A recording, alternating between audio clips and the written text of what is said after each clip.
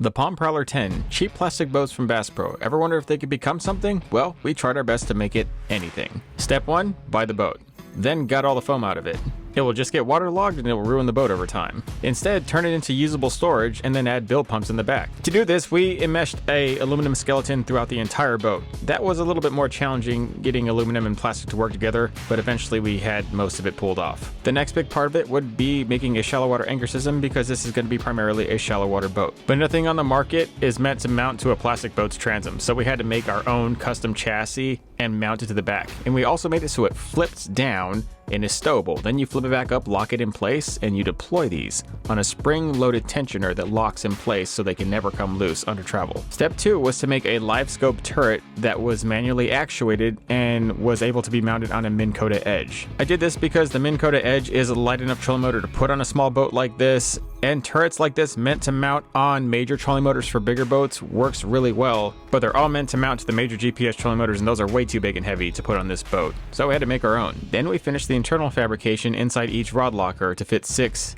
in each column, 12 total. And then we started to work on the deck. We made our own custom EVA foam routed deck. It's actually pretty easy to do. If you can route wood, you can route foam. But in this particular boat, we went all out and pressed it the farthest that we have ever pushed the DIY game for this. But I saved thousands of dollars doing it myself. In every attempt to do this, you learn a little more and you can push it a little farther, and you end up getting a result very comparable to anything you would ever get custom scanned and routed, which would cost you thousands of dollars more for essentially the same thing. And once the deck was done, we were ready to power the boat. The boat runs on a 12-volt lithium, a little tiny 50 amp hour, and then a 16-volt for all the fish finders and electronics. We also made a custom bump board slide, a 6-gain switch panel controlling all electronics for the boat, and our custom dry hatches. You can buy these directly from our store, tbnation.net, and these are the ultralight, specifically made for small boats like this. And we also made custom drop-in liners. They generally come from us in bigger sizes for larger boats, but you can get them custom made for something like this. You just got to ask us. We'll make you anything you want. This boat may only be 10 foot, but it can store 8-foot rods in each of these rod lockers. But probably my most go-to and used storage was this vertical day box we make. These things are money in boats of all sizes. I have as many as 6 of these in all my regular boats. What I didn't show you is that I actually chopped the initial design for this turret and added a second tube to run all the